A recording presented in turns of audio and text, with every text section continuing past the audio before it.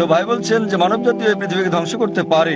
হ্যাঁ, তারা আসলে সেটাই সেটা কি আমি বলতে চাইছি। আপনি মনে করেন মানব জাতি এই সৃষ্টিকে ধ্বংস করতে পারে? হ্যাঁ, ভাই বলছেন যে তিনি মনে করেন মানব জাতি পারে এই সৃষ্টিকে ধ্বংস করতে। তারা চেষ্টা করতে পারে কিন্তু সফলতা পাবে না। তারা চেষ্টা করতে পারে কিন্তু তারা সফল হতে পারবে না। তারা সফল হতে পারে শুধুমাত্র আল্লাহ সুবহানাহু ওয়া তাআলা চাইলেই। এমনিতে আমরা যেটা বুঝি যে বিজ্ঞানীরা বলে থাকেন সৃষ্টি হচ্ছে দুই প্রকারের। একটা হলো একটা কিছু থেকে অন্য আরেকটা কিছু তৈরি করা, যা আমরা মানুষেরা করে থাকি। যেমন একটা গাছ, সেটা আমরা কাটি, কেটে কাঠ বের করি, তারপর চেয়ার টেবিল বানাই। এটা হচ্ছে কোনো কিছু থেকে কোনো কিছু সৃষ্টি, যা করতে পারে মানুষও এবং সর্বশক্তিমান আল্লাহ।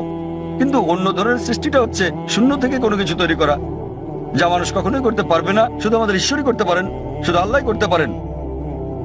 তাই আরবিতে খালাকা শব্দের দুটো মানে আছে। একটা মানে হলো কোনো কিছু থেকে আরেকটা কিছু তৈরি করা, এবং খালাকা শব্দের অন্য মানেটা হচ্ছে শূন্য থেকে কিছু তৈরি করা। এবং সর্বশক্তিমান এই চ্যালেঞ্জটা দিচ্ছেন সূরা তুরে অধ্যায় নম্বর 52 আয়াত নম্বর 35। তোমরা কি শূন্য থেকে কিছু তৈরি করতে পারো? উত্তর হচ্ছে না। একইভাবে আপনি যখন বলছেন যে আপনি ধ্বংস করছেন, আপনি গাছটিকে ধ্বংস করছেন, গাছটি চেয়ার টেবিলে রূপান্তরিত হলো, তো আপনি এটাকে নিশ্চিহ্ন করতে পারছেন না। শক্তি তার রূপ পরিবর্তন করে, বিজ্ঞানীরা তাই বলেন। তাই মানুষ এই ধরনের সৃষ্টি শুধু ঘটাতে পারে। আমরা ইট বানাতে পারি, বাড়ি বানাতে পারি, আবার সেটা ধ্বংস করতে পারি, কিন্তু অন্য কিছু তো রূপ নেবে। শুধু আল্লাহ সুবহানাহু ওয়া তাআলাই শূন্য অবস্থা থেকে অন্য কিছু তৈরি করতে পারেন, এবং তিনি সম্পূর্ণভাবে নিশ্চিহ্ন করতে পারেন, যা আমরা পারি না। আপনি চেষ্টা করতে পারেন, বলতে পারেন পারমাণবিক অস্ত্র দিয়ে ধ্বংস করতে পারি। আপনি সম্পূর্ণ ধ্বংস করতে পারবেন না, এটা একেবারে অসম্ভব। এটা শুধুমাত্র আমাদের স্রষ্টা সর্বশক্তিমান আল্লাহ করতে পারেন, আমরা পারি না। এ কারণে পবিত্র কোরআন বলে যে স্রষ্টা এই জগৎ তৈরি করেছেন এবং তিনি এটি ধ্বংস করে আরেকটি নতুন জগৎ তৈরি করবেন। আশা করি উত্তরটা পেয়েছেন। এবারের প্রশ্ন বোনদের দিক থেকে, ওখানে কোনো অমুসলিম বোন আছেন? আসসালামু আলাইকুম। এই প্রশ্নটা আসলে একজন অমুসলিম ভাইয়ের পক্ষ থেকে এসেছে। তার নাম স্বামীনাথন। তিনি তথ্য প্রযুক্তির ওপর ব্যাচেলর ডিগ্রি করেছেন। তার প্রশ্নটি হলো, ইসলাম কেন সমালোচনার ব্যাপারে এতটা স্পর্শকাতর, আর কেন সালমান রুশদি বা ইউরোপীয় কার্টুনিস্টকে মৃত্যু পরোয়ানা দেয়া হয়? সহজ ভাষায় বলতে গেলে ফতোয়া। আর একটু ভালোভাবে কি প্রতিক্রিয়া দেখানো সম্ভব নয়? বোন একটা ভালো প্রশ্ন করেছেন একজন অমুসলিম ভাইয়ের পক্ষ থেকে, যে কেন মুসলমানরা সমালোচনার প্রতি এত স্পর্শকাতর। তিনি সালমান রুশদির প্রসঙ্গ এনেছেন। সমালোচনার উপরে কেন এত সংবেদনশীল? বোন, প্রতিটি মানুষই সংবেদনশীল। আপনি আমাকে একজন মানুষ দেখান যে সংবেদনশীল নয়, কিন্তু তাদের সংবেদনশীলতা বদলাতে থাকে। সংবেদনশীলতা পরিবর্তিত হয়। কিছু নির্দিষ্ট ব্যাপারে আমরা সংবেদনশীল, কিছু ব্যাপারে তা নই। তাই প্রতিটি মানুষের ক্ষেত্রে এটা পরিবর্তিত হয়।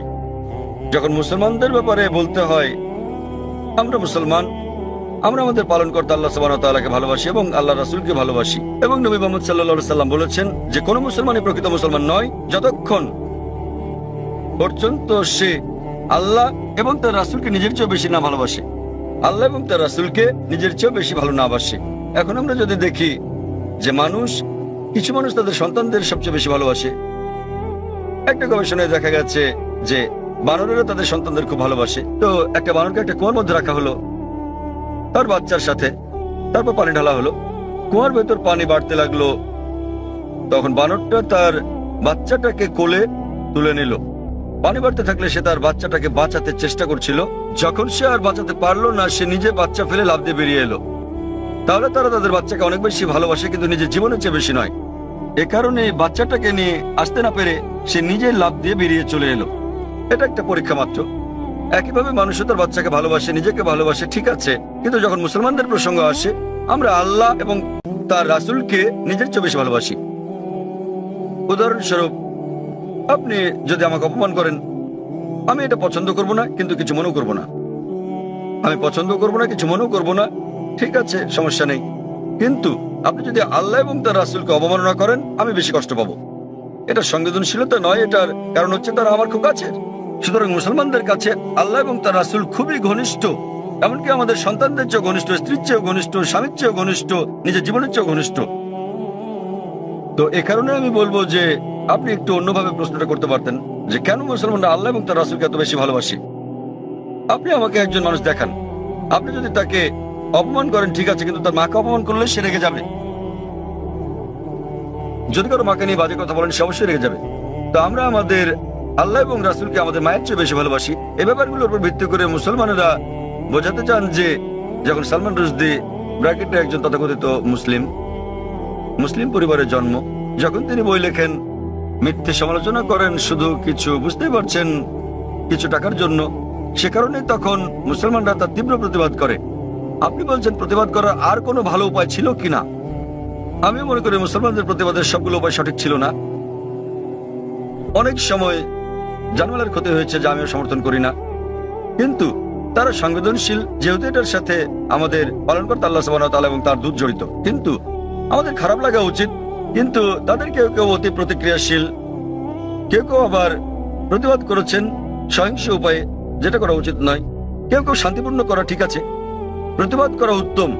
আর আপনি হয়তো আমার একটা আলোচনা ধর্মীয় মৌলবাদ কি মত প্রকাশের অধিকারের জন্য বাধাস্বরূপ শুরু থাকবেন। আমি বিস্তারিত বলেছি সালমান রুশদি কি করেছেন আর তিনি কিভাবে বইটি লিখেছেন, এবং সর্বপ্রথম দেশ স্যাটানিক ভার্সেস যে নিষিদ্ধ করেছিল, কোন দেশ? ইন্ডিয়া। শ্রী রাজীব গান্ধী সে সময় প্রধানমন্ত্রী, তিনি তখন সেই বইটি স্যাটানিক ভার্সেস নিষিদ্ধ করেছিলেন ভারতে, যা বইটি নিষিদ্ধ করে প্রথম দেশ। এবং আমি এটাকে স্বাগত জানাই, কিন্তু নিজের অজ্ঞতাবশত তিনি জানতেন না যে সেই একই বই স্যাটানিক ভার্সেসে নবী মুহাম্মদ সাল্লাল্লাহু আলাইহি সাল্লাম এবং আল্লাহ তাআলা সম্পর্কে বাজে মন্তব্য করা ছাড়াও তিনি বাজে মন্তব্য করেছিলেন সীতা এবং শ্রীরাম সম্পর্কেও, শ্রীরামকে নিয়েও, যা মানুষজন বইটি পড়লে হয়তো নাও বুঝতে পারে। আর ভেবে দেখেন, আমি ইংরেজ সরকারের কাছে প্রশ্নটা করছি। কয়েক বছর আগে একজন আমেরিকান লেখক ছিলেন, সাহিত্যিক, যিনি মার্গারেট থ্যাচারের নীতি নিয়ে 4 অক্ষরের একটা শব্দ ব্যবহার করেন। মার্গারেট থ্যাচারের নীতি 4 অক্ষরের শব্দ, ফাদার আঙ্কেল কাজিন কিং, এবং তারা তাকে ব্রিটেনে আসতে নিষিদ্ধ করলো। কেন? তিনি 4 অক্ষরের শব্দটা ব্যবহার করেছিলেন বলে। এই সালমান রুশদি তিনিও এই একই শব্দ ব্যবহার করেন এবং এটাতে আইএনজি যোগ করেন, অনেকবার করেছেন ইংরেজ নীতি সম্বন্ধে আর মার্গারেট থ্যাচারকে নিয়ে, এবং তিনি তাকে সম্বোধন করেন, জানেন কিনা, ম্যাগি বা দুশ্চরিত্রা। আচ্ছা বেশ, আপনি বলতে পারেন যে ইংরেজরা উদার মনা, তারা কিছু মনে করবে না, কিন্তু আপনি যদি দেখা করেন মার্গারেট থ্যাচারের ছেলের সাথে আর তাকে বলেন যে সালমান রুশদি আপনাকে দুশ্চরিত্রার ছেলে বলেছে, তিনি কি করবেন? আঘাত করবেন। তো সংবেদনশীলতা কি এটার উপর ভিত্তি করে? সবাই আসলে সংবেদনশীল। আবার মনে করেন এই একই ইংরেজ সরকার, যা কিনা একজন আমেরিকান লেখককে নিষিদ্ধ করেছিল 4 অক্ষরের শব্দের জন্য, সালমান রুশদিকে তারা মেনে নেয়। কেন? কি কারণে? কারণ তিনি নবী মুহাম্মদ সাল্লাল্লাহু আলাইহি ওয়াসাল্লামের অবমাননা করেছেন। তাই যেহেতু নবী মুহাম্মদ সাল্লাল্লাহু আলাইহি ওয়াসাল্লামকে অবমাননা করেছেন, তারা মার্গারেট থ্যাচারকে বলা সে 4 অক্ষরের শব্দটা হজম করে নিয়েছে, কেননা তিনি ইসলামের নবীর অবমাননা করেছেন। তো এইভাবে নীতিগুলো বদলাতে থাকে। আমরা যেটা বুঝি যে ইসলাম ধর্মে মত প্রকাশের স্বাধীনতা আছে, বক্তব্যের স্বাধীনতা আছে, কিন্তু এটা কখনোই সীমা অতিক্রম করবে না, এটা কাউকে কষ্ট দিতে পারবে না, আর এটার পক্ষে প্রমাণ থাকতে হবে। কাউকে আঘাত দিলেও যুক্তিযুক্ত এবং প্রমাণ সাপেক্ষ হলে সেটা ভিন্ন কথা, কিন্তু কুৎসা রটানো যাবে না। কুৎসা রটানো এবং পরনিন্দা করা ইসলামে নিষিদ্ধ। তো এর উপর ভিত্তি করে মুসলমানরা, যেহেতু সালমান রুশদি, যেহেতু সে আমাদের নবী মুহাম্মদ সাল্লাল্লাহু আলাইহি ওয়াসাল্লামকে অবমাননা করেছে এবং কুৎসা রটিয়েছে, এই কারণেই মুসলমানদের খারাপ লেগেছে এবং তারা রাগান্বিত হয়েছে, আর এটা আমি সমর্থন করি। এবং আমরা যদি বিশ্লেষণ করি, অধিকাংশ ধর্মেই ধর্মকে অবমাননা করার শাস্তি খুব কঠিন। আপনি যদি পড়েন বাইবেল, যদি আপনি হিন্দু ধর্মগ্রন্থগুলো পড়েন, কোরআন শরীফ যদি পড়েন, আর এটাকে ধর্মের অবমাননা বলে জানি, এ কারণে মুসলমানরা এত রাগান্বিত। আর আমরা সংবেদনশীল, কারণ এটা এমন একটা কিছুর বিপক্ষে যা আমরা আমাদের জীবনের চেয়ে বেশি ভালোবাসি। আশা করি উত্তরটা পেয়েছেন। হ্যাঁ, আমি কি কোনো অমুসলিম কোনো ভাইয়ের কাছ থেকে কোনো প্রশ্ন নিতে পারি? ওখানে কোনো অমুসলিম ভাই আছেন? ঠিক আছে ভাই, আপনার প্রশ্নটি করুন। আমি নেলসন ম্যান্ডেলা, একজন মেডিকেল এক্সিকিউটিভ হিসেবে কাজ করছি। আমি অনেক জায়গায় লেখা দেখেছি যে শান্তি হলো ইসলাম। এটা ভালো কথা, তা সেটা যে যাই মনে করুক না কেন, অমুসলিমদের মধ্যে, খ্রিস্টান লোকদের মধ্যে, হিন্দু লোকদের মধ্যে একটা ভুল ধারণা আছে যে, এমনকি মুসলমানদের মধ্যে এটা আছে যে মুসলমান হওয়া মানে উদ্ধত। এটা কেন হবে? আবার একজন মানুষ হিসেবে আমি ঈশ্বরে বিশ্বাস করি, একক ঈশ্বরে। এমনকি আমি যিশুও বলি না। আমি কি ঈশ্বরের দূতের উপর বিশ্বাস না রেখেও ইসলাম ধর্মে নিজেকে দীক্ষিত করতে পারি? দয়া করে আগে শুনুন, দূত বা নবীকে না মেনে কি আমি সেটা করতে পারি? এই অবস্থায় আমি যদি নিজেকে ধর্মান্তরিত করি, সবাই আমাকে যে নামে চেনে, নেলসন ম্যান্ডেলা, ধর্মান্তরিত হলেও আমি কি এই নামটা রাখতে পারবো? ভাই দুটো প্রশ্ন করেছেন।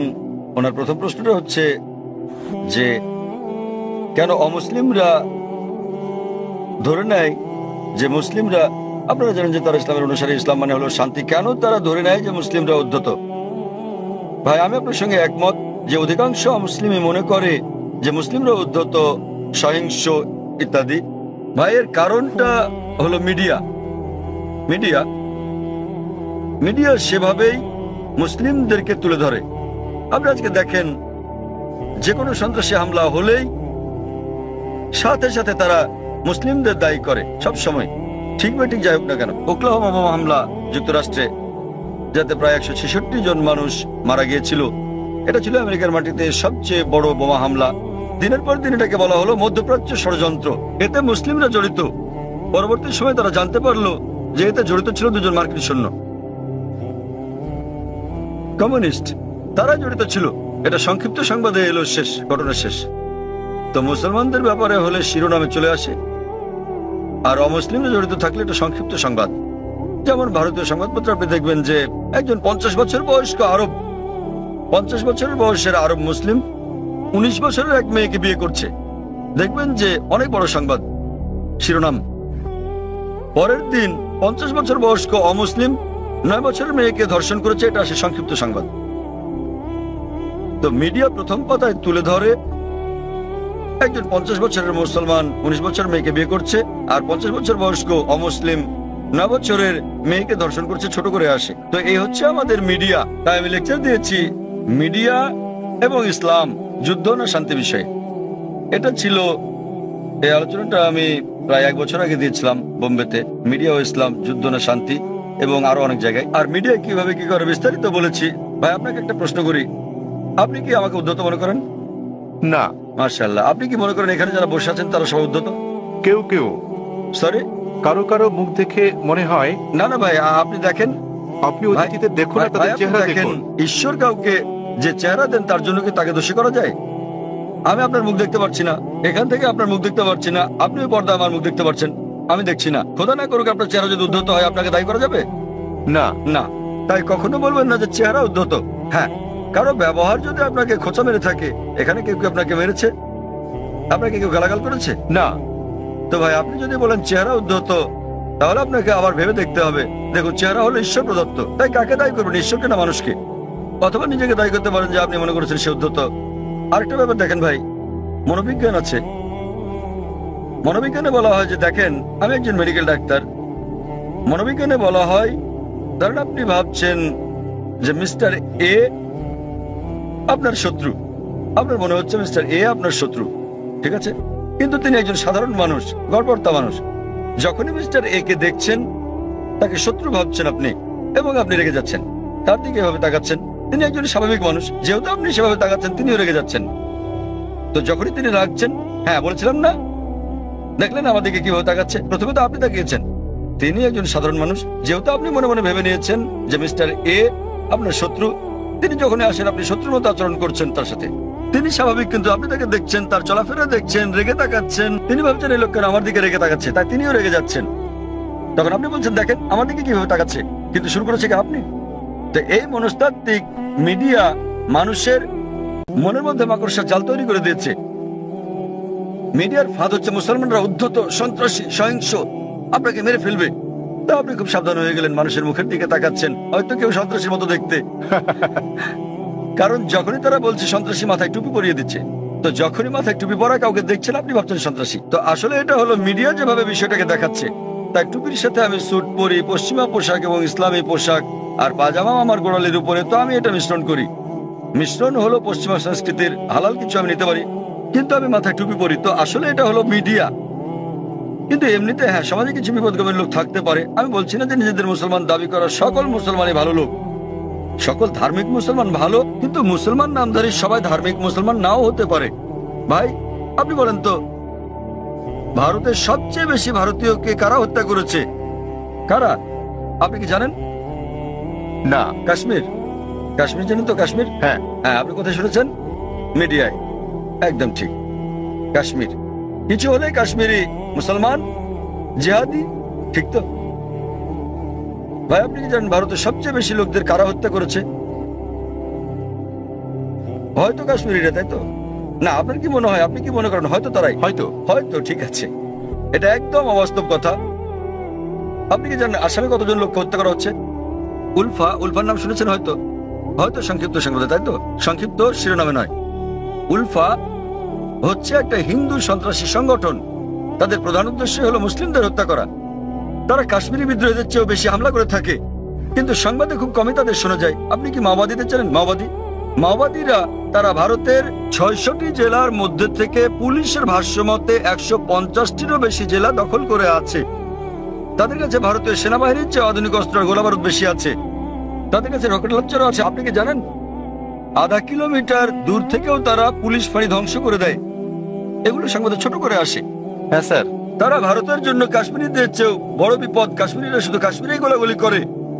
সেটা ঠিক না বেঠিক পরে আলোচনা করব। তাদের এই যুদ্ধ ন্যায় কি অন্যায় পরে আলোচনা করতে পারবো, ঠিক না বেঠিক? কিন্তু তারা স্থানীয় আর মাওবাদীরা পুরো দেশ কব্জা করছে, এবং সরকার মাওবাদীদের চেয়ে কাশ্মীরিদের নিয়ন্ত্রণ করতে বেশি টাকা খরচ করছে। আমাদের বুঝতে হবে যে এই হচ্ছে মিডিয়া। এটা মূলত মিডিয়াই। সব সমাজে খারাপ জিনিস আছে। মিডিয়া সমাজে দুষ্ট লোকদের খুঁজে বের করে এবং তুলে ধরে এভাবে যে মুসলিম মাত্র এরকম। আমি নিশ্চিত কিছু কিছু লোক মুসলমান হওয়া সত্ত্বেও অপরাধী, যারা হয়তো নিষ্পাপ লোকদের হত্যা করে থাকে। তারা কোরআনের বিরোধী।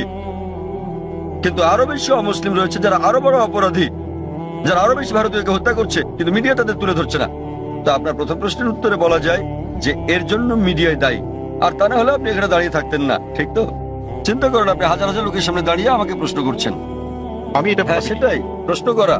যদি আপনি নিশ্চিত হতেন তাহলে আমাকে প্রশ্ন করতেন না, তাই তো?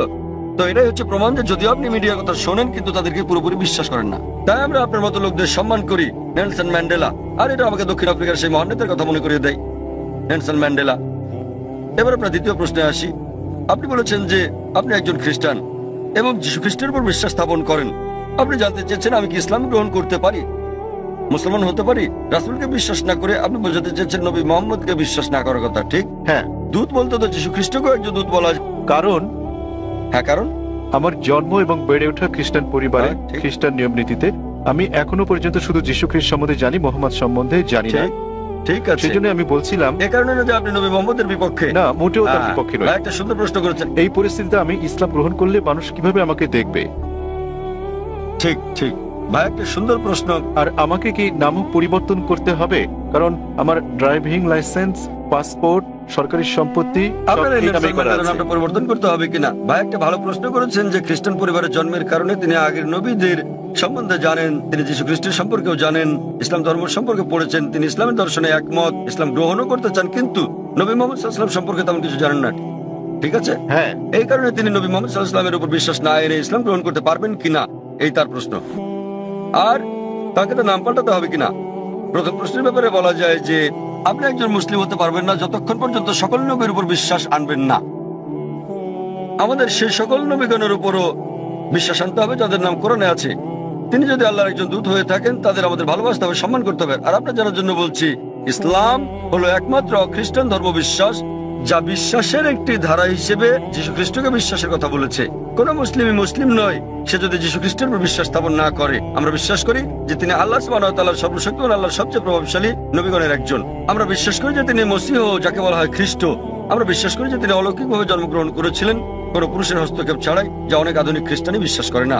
আমরা বিশ্বাস করি যে তিনি আল্লাহর অনুমতি নিয়ে মৃতকে জীবন দান করেছিলেন। আমরা বিশ্বাস করি যে তিনি জন্মান্ধ এবং কুষ্ঠরোগীকে আল্লাহর সাহায্য নিয়ে ভালো করেছিলেন। খ্রিস্টান এবং মুসলিমরা এখানে একসাথে চলে। কিন্তু কেউ প্রশ্ন করতে পারে, তাহলে দুটোর পার্থক্য কোথায়? দুটোর পার্থক্য হচ্ছে, অনেক খ্রিস্টানই বিশ্বাস করেন যে যীশু খ্রিস্ট বা ঈসা আলাইহিস সালাম নিজের অমরত্ব দাবিদার। তিনি বলেন যে তিনি ঈশ্বর। প্রকৃতপক্ষে আপনি যদি বাইবেল পড়েন দেখবেন কোথাও এমন একটাও নিঃশর্ত বক্তব্য নেই সমগ্র বাইবেলে যেখানে যীশু খ্রিস্ট বা ঈসা আলাইহিস সালাম নিজে বলেছেন যে আমি ঈশ্বর অথবা তোমরা আমার উপাসনা করো। আমি আবারও বলছি, যদি পড়েন বাইবেল সেখানে একটিও নিঃশর্ত বক্তব্য নেই, একটিও দ্ব্যর্থহীন বাক্য পাবেন না সমগ্র বাইবেলে, যেখানে যীশু খ্রিস্ট বা ঈসা আলাইহিস সালাম নিজে বলেছেন যে আমি ঈশ্বর অথবা তোমরা আমার উপাসনা করো। এমনকি বাইবেলে দেখবেন যীশু খ্রিস্ট বা ঈসা আলাইহিস সালাম নিজে বলেছেন, এর উল্লেখ আছে গসপেল অফ জন অধ্যায় নম্বর 14 অনুচ্ছেদ নম্বর 28। যীশু খ্রিস্ট নিজে বলেছেন আমার পিতা আমার চেয়ে মহান। গসপেল অফ জন অধ্যায় নম্বর 10 অনুচ্ছেদ নম্বর 29, আমার পিতা সবার চেয়ে মহান। গসপেল অফ ম্যাথিউ অধ্যায় নম্বর 12 অনুচ্ছেদ নম্বর 28, আমি ঈশ্বরের শক্তি দিয়ে শয়তানকে পরাভূত করি। গসপেল অফ লুক অধ্যায় নম্বর 11 অনুচ্ছেদ নম্বর 20, আমি ঈশ্বরের আঙ্গুলের ইশারায় শয়তানকে পরাভূত করি। গসপেল অফ জন অধ্যায় নম্বর 5 অনুচ্ছেদ নম্বর 30, আমি নিজের থেকে কিছুই করতে পারি না, আমি যেমন শুনি তেমন বিচার করি, আর আমার বিচার ন্যায্য, কারণ আমি নিজের ইচ্ছায় চলি না, আমার পিতার ইচ্ছায় চলি। যে বলবে আমি সর্বশক্তিমান আল্লাহর ইচ্ছার অনুসারে নিজের ইচ্ছার নই, সে একজন মুসলিম। যীশু খ্রিস্ট সাল্লাল্লাহু আলাইহি ওয়াসাল্লাম ছিলেন একজন মুসলিম। তিনি কখনোই দেবত্ব দাবি করেননি, তিনি কখনোই বলেননি যে তিনি ঈশ্বর। আর আপনি যদি বাইবেল পড়েন, সেখানে বুক অফ অ্যাক্টসে আছে অধ্যায় নম্বর 2 অনুচ্ছেদ নম্বর 22, যে হে ইসরায়েলের লোকেরা, এই নাজারেথের যিশুর কথা শোনো, তোমাদের মধ্যে হতে ঈশ্বর কর্তৃক মনোনীত ব্যক্তি, যিনি অলৌকিক অবিশ্বাস্য কাজ করেন ঈশ্বরের মাধ্যমে, আর তোমরা তার সাক্ষী। ঈশ্বর কর্তৃক মনোনীত এক ব্যক্তি তোমাদের মধ্যে আছেন, যিনি অলৌকিক অবিশ্বাস্য কাজ করেন ঈশ্বরের মাধ্যমে, আর তোমরা তার সাক্ষী।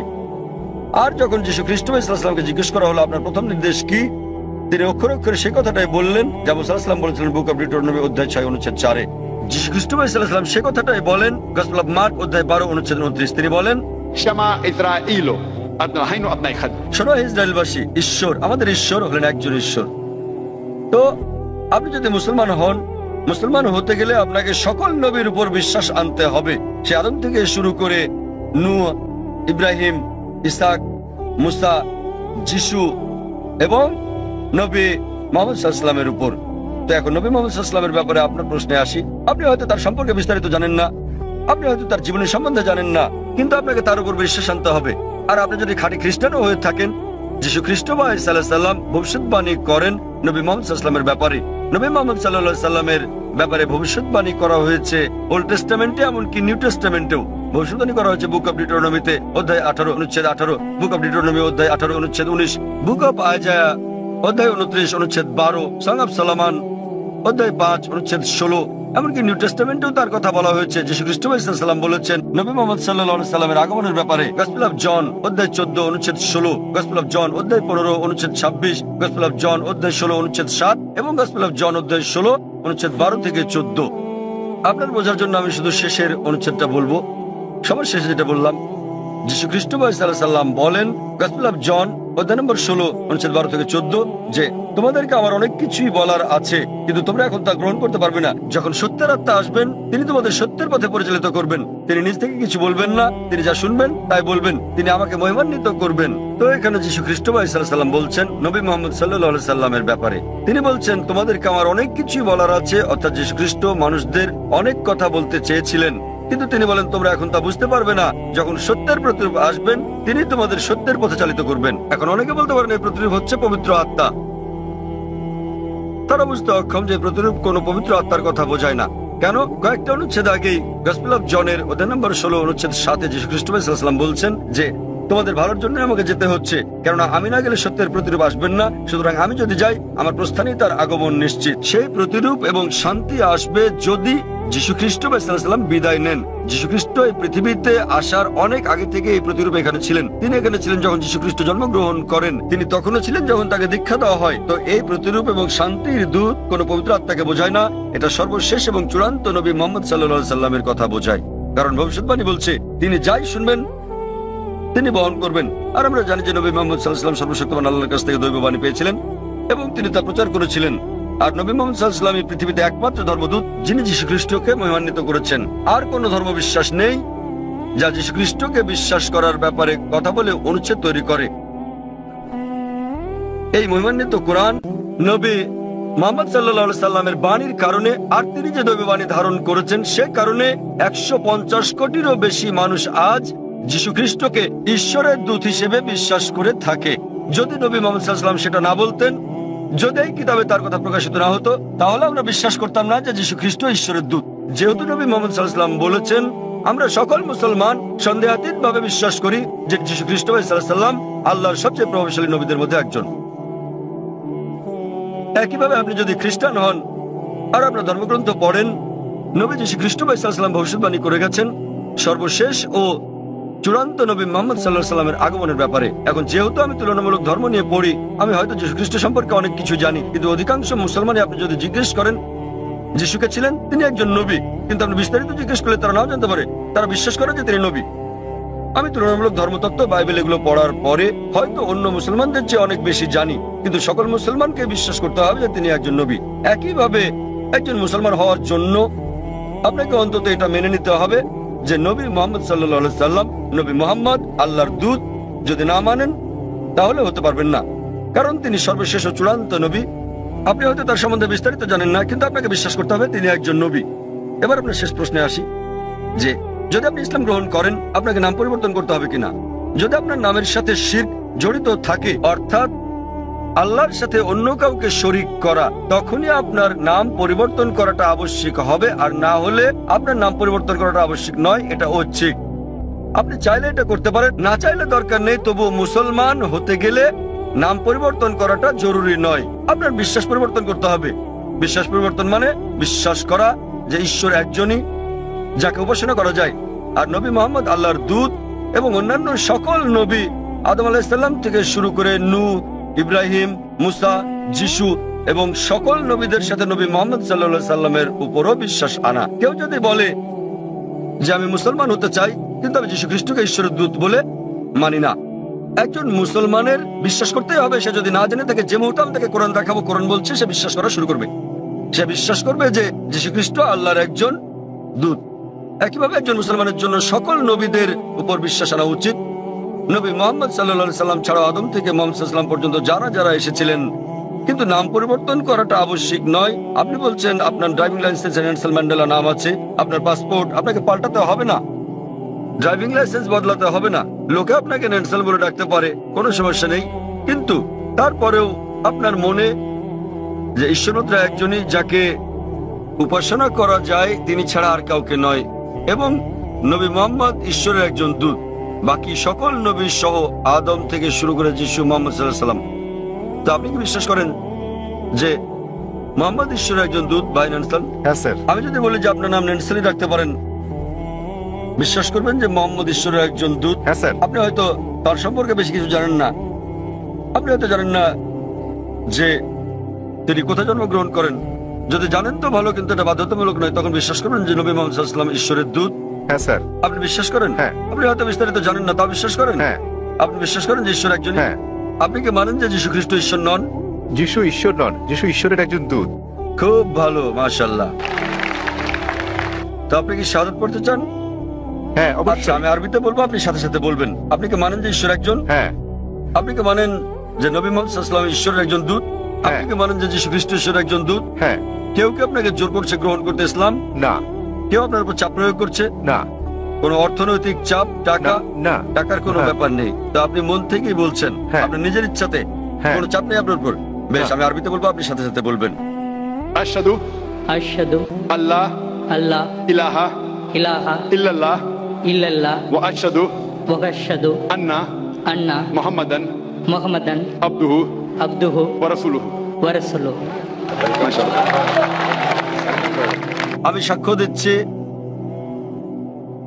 আমি সাক্ষ্য দিচ্ছি আমি সাক্ষ্য দিচ্ছি যে যে কোনো উপাস্য নেই কোনো উপাস্য নেই আল্লাহ ছাড়া, আল্লাহ ছাড়া, এবং এবং নবী মুহাম্মদ নবী মুহাম্মদ হলেন আল্লাহর দূত আল্লাহর দূত এবং আল্লাহর বান্দা। এবং আল্লাহর বান্দা। মাশাআল্লাহ। ভাই, আপনি এখন মুসলিম এবং আপনি আল্লাহর কাছে প্রার্থনা করেন যেন তিনি আপনাকে হিদায়াত দেন এবং ইনশাআল্লাহ জান্নাতে জায়গা দেন। এই জীবন হলো পরকালের জন্য পরীক্ষা। তিনি আপনাকে ইনশাআল্লাহ জান্নাতে নিয়ে যাবেন। এবং আমি অন্যান্য ভাইদের প্রতি বলবো যে যখনই কেউ গ্রহণ করবেন ইসলাম, আপনারা বিষয়টার প্রতি খেয়াল রাখবেন এবং আন্তরিকভাবে সহযোগিতা করবেন, আরো সহনশীল হবেন। কারণ আমাদের দিনে একজন নতুন মানুষ আসছেন, তাকে আপনার সামর্থ্য অনুযায়ী সাহায্য সহযোগিতা করুন। এবং ইনশাআল্লাহ আমি দোয়া করছি আপনি আপনার নাম নেলসনই রাখতে পারেন। আপনাকে নাম বদলাতে হবে না, এটা আসলে আবশ্যিক নয়। আপনাকে নাম বদলাতে হবে না, আপনার নাম নেলসনই রাখতে পারেন এবং একই সাথে একজন ধার্মিক মুসলিম হতে পারবেন। কোরআন বুঝে পড়ার চেষ্টা করবেন এবং যতটুকু নির্দেশনা আপনি পাবেন ইনশাআল্লাহ তা প্রয়োগ করেন। এবং আমি আপনাকে অনুরোধ করছি আমার জন্য দোয়া করবেন। ধন্যবাদ স্যার। এখানে আর কোনো অমুসলিম ভাই আছেন? এখানে একজন আছেন, তিনি তামিল ভাষায় প্রশ্ন করতে চান, যেটা অনুবাদ করা হবে। অনুবাদ করার মতো কেউ আছেন? কোনো ভাই অনুবাদ করবে? হ্যাঁ ভাই, এখানে একজন অনুবাদক আছেন। সবাইকে শুভ সন্ধ্যা। আমি বালাজি, ইউরেকা ফরবস কাজ করছি। யூஸ்வலாக அந்த சாதாரண ஒரு எறும்போட உயிரோட வேல்யூ ஒன்று தான், நம்ம ஹியூமனோட உயிரும் ஒன்று, அதோட வேல்யூ ஒன்று தான். ஸோ நம்ம இந்த பீஃப் மட்டன்லாம் சாப்பிட்றோம், ஸோ அது தப்பு இல்லையா? தென் வந்து பார்த்தீங்கன்னா இந்த ஹிந்து முஸ்லீம் கிறிஸ்டின் மூணு, இந்த பகவத்கீதை ப்ளஸ் பைபிள் தென் குரான் மூணு கேஸ்டும் ஃபைனலாக எல்லா உயிர்களிடத்தும் அன்பு செலுத்துங்க தான் சொல்கிறாங்க. ஸோ முஸ்லீம் மட்டும் ஸ்பெஷலாக நீங்கள் சொல்கிறது சரியா புரியல. ভাই একটা প্রশ্ন করেছেন যে একটা পিঁপড়া মারা অন্যায়, যদিও পিঁপড়া ক্ষতিকর হতে পারে, কিন্তু আরো বৃহৎ দৃষ্টিতে দেখতে গেলে মুসলমানরা যা করে তা হলো গরু এবং অন্যান্য পশু হত্যা করে। ওনার মতে মুসলমানরা অনেক বেশি গরুর মাংস, খাসির মাংস ইত্যাদি খায়। তো এটা কি অন্যায় নয়? কারণ গীতা, বাইবেল, কোরআন সব জায়গায় বলা আছে যে আপনাকে সকল প্রাণীর প্রতি দয়া দেখাতে হবে, কিন্তু এটা করা হচ্ছে না। ভাই যে প্রশ্নটা করলেন যে একটা পিঁপড়া মারাও অন্যায় এবং জীবন্ত প্রাণী মারাও অন্যায়, তো কেন মুসলিমরা মাংস খায়, গরু, খাসি ইত্যাদি, এটা কি অন্যায় নয়? আমাদের কি দয়া দেখানো উচিত নয়? আমি ভাইয়ের প্রশ্নের প্রথমাংশের সাথে একমত এবং এটা বুঝি যে তিনি ইংরেজি বুঝতে পারেন, যদিও বলতে পারেন না। আমাদের মধ্যে অনেক লোক আছেন যারা ইংরেজি বুঝতে পারেন, যদিও বলতে পারেন না, বাংলাতে প্রশ্ন করেন। তা আমার মনে হয় বাংলাতে বললেও ভাই বুঝবেন, যদিও তিনি ইংরেজিতে প্রশ্নটা করেননি, কারণ তিনি তামিল ভাষাতে বেশি সাবলীল। হত্যার ব্যাপারে যে কোনো প্রাণীকে বিনা কারণে হত্যা করা অন্যায় ইসলাম ধর্মে। এমনকি ইসলামেও কোনো জীবন্ত প্রাণীকে অপ্রয়োজনে হত্যা করা পাপ। এ বিষয়ে একটা হাদিস আছে, নবী বলেছেন যখন এক লোক বনে আগুন জ্বালাচ্ছিল, নবী বললেন এখানে আগুন জ্বালানোর কারণে এখানে পিঁপড়া আছে। অন্য জায়গায় জ্বালো এর মানে হচ্ছে নবী নিজেও চিন্তিত ছিলেন যে বনে আগুন জ্বালালে পিঁপড়া মারা যেতে পারে। তিনি সেই সাহাবাকে জায়গা বদলাতে বললেন যাতে পিঁপড়া না মারা যায়। এবার আপনার মূল প্রশ্নে আসি, কেন মুসলিমরা মাংসাশী প্রাণী হত্যা করে, মাংস খায় ইত্যাদি। প্রথমে আমি আপনাকে বলবো যে একজন মুসলমান 100% নিরামিষী হয়েও একজন খাঁটি মুসলমান হতে পারেন। মাংস খাওয়াটা আবশ্যিক নয় ইসলামে, কিন্তু যেহেতু আমাদের সৃষ্টিকর্তা আল্লাহ সুবহানাহু ওয়া তাআলা অনুমতি দিয়েছেন মাংস খাওয়ার জন্য, কেন তা আমরা খাবো না? আপনি যদি ভেবে দেখেন, পবিত্র কোরআনে বলা আছে সূরা মাইদা অধ্যায় 5 আয়াত নম্বর 1 যে তোমাদের জন্য বৈধ হলো চতুষ্পদ পশু। তাহলে চতুষ্পদ পশু খাওয়া আমাদের জন্য বৈধ। কোরআন বলছে সূরা নাহল অধ্যায় 16 আয়াত নম্বর 5 যে সর্বশক্তিমান আল্লাহ তোমাদের জন্য বৈধ করেছেন গবাদি পশুর মাংস। এবং আরো অন্যান্য জায়গায় সূরা মুমিনুন অধ্যায় 23 আয়াত নম্বর 21, আরো অনেক জায়গায়। এখন আমরা যদি বৈজ্ঞানিকভাবে বিশ্লেষণ করি, এমন কোন নিরামিষ খাবার নেই যাতে মানুষের প্রয়োজনীয় সকল উপাদান রয়েছে। মানুষের দরকার হয় অ্যামিনো অ্যাসিড, 21 ধরনের অ্যামিনো অ্যাসিড দরকার হয়, যার মধ্যে অধিকাংশই শরীরে উৎপন্ন হয়, কিন্তু 8টি খাবারের মাধ্যমে জারিত করা হয়। এদেরকে বলা হয় 8টি আবশ্যকীয় অ্যামিনো অ্যাসিড। আমার জানা মতে এমন কোনো শাকসবজি নেই যাতে 8 ধরনের অ্যামিনো অ্যাসিড আছে। তাই এমন কোনো শাকসবজি নেই যেটাকে বলা হয় সম্পূর্ণ খাদ্য। সুতরাং এগুলো আমিষ জাতীয় খাবার থেকেই সংগ্রহ করতে হবে। আপনি যদি আরো বিশ্লেষণ করে দেখেন, আমিষ জাতীয় খাবার এটা পুষ্টিকর, ভিটামিন কে তে ভরপুর।